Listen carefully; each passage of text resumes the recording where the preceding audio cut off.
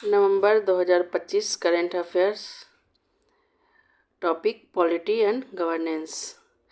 First topic 16th finance commission. The 16th finance commission headed by chairman Dr. Arvind Pangaria submitted its report to the president. Key highlights of the report. Commission was asked with recommending the distribution of central taxes between the union and states, allocation among states, grants in aid and financing mechanisms for disaster management for the period of 2026 से 31. During its tenure, the 16th Finance Commission conducted extensive consultation with the union, state governments, local bodies, previous finance commissions, experts and institutions. Reports shall be available in the public domain once it tabled in the Parliament by the Union Finance Minister under article 281। किस article के अंदर union finance minister जो है parliament में अपना report रखता है finance commission का, तो ये होगा आर्टिकल 281। एंड इसमें चेयरमैन जो है 16 फाइनेंस कमीशन का वो है डॉक्टर अरविंद पनगरिया। ये इम्पॉर्टेंट है, पीरियड क्या है 16 फाइनेंस कमीशन का 2026 से 31। ठीक है। Report will be released in 2 volumes. ठीक है, volume 1 recommendations and volume 2 annexures and data. यहाँ states have demanded a larger share of central taxes, many seeking an increase from 41% to up to 50%। वो state जो है ना यहाँ पे larger share demand कर रहा है शेयर सेंट्रल टैक्स से। बहुत सारे स्टेट तो कह रहे हैं कि 41% से 50% होना चाहिए, साइटिंग और needs for poverty reduction, infrastructure and local economic development. ठीक है।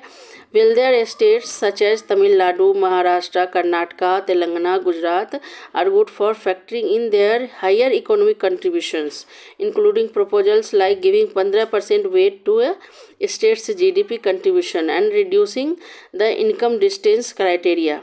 ठीक है। हिली स्टेट्स और डिजास्टर प्रोन स्टेट्स है जैसे हिमाचल प्रदेश हो गया, Uttarakhand, Jammu and Kashmir, North East, उनका ये कहना है कि उनको साउथ ग्रेटर फिजिकल फ्लेक्सिबिलिटी क्यों and ease of borrowing limits क्यों, क्योंकि क्लाइमेट रेजिलिएंट ट्रांसफर्स है। ठीक है, for physical flexibility ease in borrowing limits and climate resilient transverse.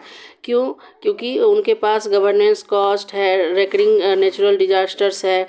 ठीक है, हाई गवर्नेंस कॉस्ट है, इस वजह से many states call for relaxing borrowing caps beyond the current जो 3.3 टू 3.5 का जो GSTP फ्रेमवर्क है बोरोइंग कैप, उसको उससे भी ज़्यादा वो रिलैक्स करने के लिए उसको बोल रहे हैं। ठीक है। अब 16th फाइनेंस कमीशन क्या है?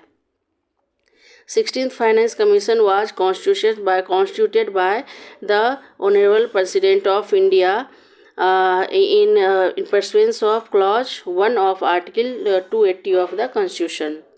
Government constituted 16th Finance Commission on December 31st 2023। 16th finance commission जो है कॉन्स्टिट्यूशनल बॉडी है to provide suggestions on centre state financial relations. Commission जो है chair by vice chairman of NITI Aayog Arvind Panagariya has 4 members and is assisted by secretary कौन है? ऋत्विक पांडे। ठीक है। उसके बाद ये हाँ, the report would be 5 years commencing April 1 2026। ठीक है। रिपोर्ट वुड बी फॉर, ये जो रिपोर्ट आएगा वो कितने साल का होगा? 5 years का होगा। स्टार्ट कब से होगा? तो अप्रैल 1 2026 से। ठीक है। Besides suggesting tax devolution between the center and states and revenue augmentation measures, the Commission will review the present arrangements for financing disaster management initiatives with reference to the funds constituted under the Disaster Management Act 2005। अब 53rd chief justice of India कौन बने हैं? तो ये बने हैं justice Suryakant. इन्होंने oath लिया है, किसमें? हिंदी में लिया है। ठीक है। और इन्होंने किसको रिप्लेस किया है? जस्टिस BR गवई को रिप्लेस किया है।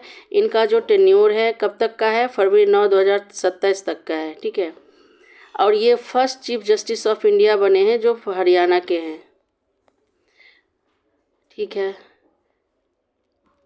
नाउ कॉन्स्टिट्यूशन 31 अमेंडमेंट बिल 2025, ये इम्पॉर्टेंट है। The constitution 31 amendment bill 2025 was listed in Rajya Sabha bulletin. इसका एम क्या है? To include the union territory of Chandigarh under article 240 of the constitution, ठीक है।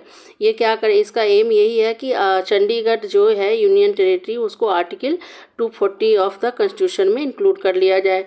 इसका ये क्यों है? It seeks to bring Chandigarh in the same category as other union territories which do not have legislature of their own and the president is empowered to frame regulations for them। Currently article 240 के अंदर कौन कौन से union territories आते हैं? तो ये है Andaman and Nicobar island, Andaman and Nicobar island, Lakshadweep, Dadar and Nagar Haveli, Daman and Diu and Puducherry, ठीक है। अगर ये बिल पास हो जाए तो फिर क्या होगा?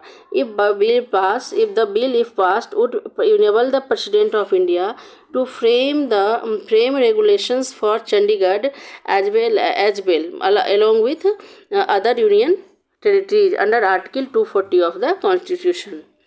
आर्टिकल 240 क्या कहता है? Article 240 of the constitution grant the power to the president to make regulations for the peace, progress and effective governance of certain union territories including Andaman and Nicobar Islands, Lakshadweep, Dadar and Nagar Haveli, Daman and Diu। Next देखते हैं क्या है? NALSA, national legal service authority. National legal service authority, president Droupadi Murmu has nominated Supreme Court Judge Justice Bikram Nath as the Executive Chairman of the National Legal Service Authority नलसा, ठीक है। तो कौन बन गए एग्जीक्यूटिव चेयरमैन ऑफ नलसा? तो ये बन गए हैं जस्टिस बिक्रम नाथ, ठीक है। और ये nomination was made under the legal service authorities act. किस एक्ट के अंदर नॉमिनेशन में बना हुआ है? तो लीगल सर्विस ऑथोरिटीज एक्ट 1987 के अंदर। As per the convention the post goes to second senior most जज ऑफ द सुप्रीम कोर्ट, ठीक है। Nomination came into effect from कब? 24 November 2025।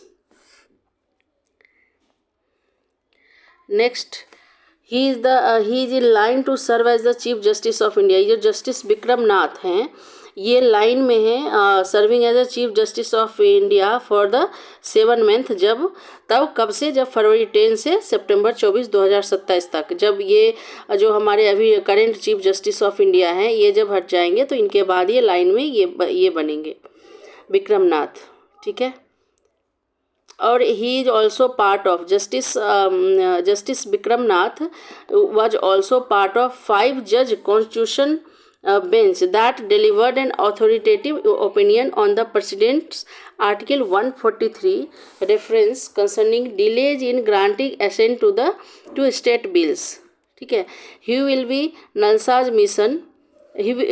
He will lead Nalsa's mission to provide accessible and free legal aid to all citizens, particularly those from marginalized and economically weaker sections of society, ठीक है।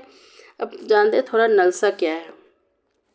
NALSA, the national legal service authority has been constituted under the legal service authority act 1987। क्यों? to provide free legal services to the weaker sections of society and to organize लोक अदालत for amicable settlement of disputes, ठीक है। Chief justice of India is the patron in chief of NALSA. ये question पूछा जाता है कि जो patron in chief of NALSA होता है वो कौन होते हैं? तो ये चीफ जस्टिस ऑफ इंडिया होते हैं।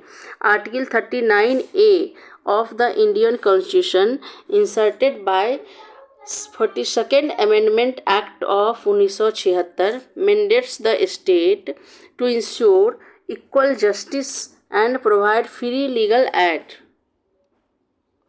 okay।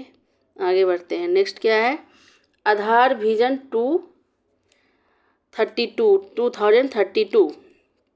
The Unique Identification Authority of India has initiated a comprehensive review titled Aadhaar Vision 2032. क्यों किया? To outline a roadmap for the next decade of India's digital identity system. जो next decade of India digital identity system का road map outline करने के लिए। ठीक है, अब क्या है इसका ऑब्जेक्टिव, क्या है? To strengthen Aadhaar's technological foundation and ensure its continued relevance in India's digital governance and economy over the next decade. Goal क्या है?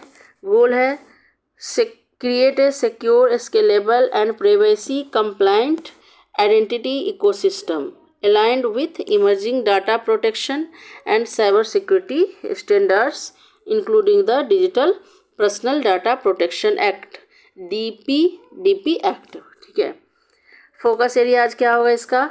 Artificial intelligence for intelligent and adaptive authentication mechanisms, blockchain to ensure trust, transparency and immutability in digital identity verification, quantum computing to ensure quantum resilient security system for cyber challenges, advanced encryption to safeguard citizen from data against next generation cyber threats। अब news in shorts.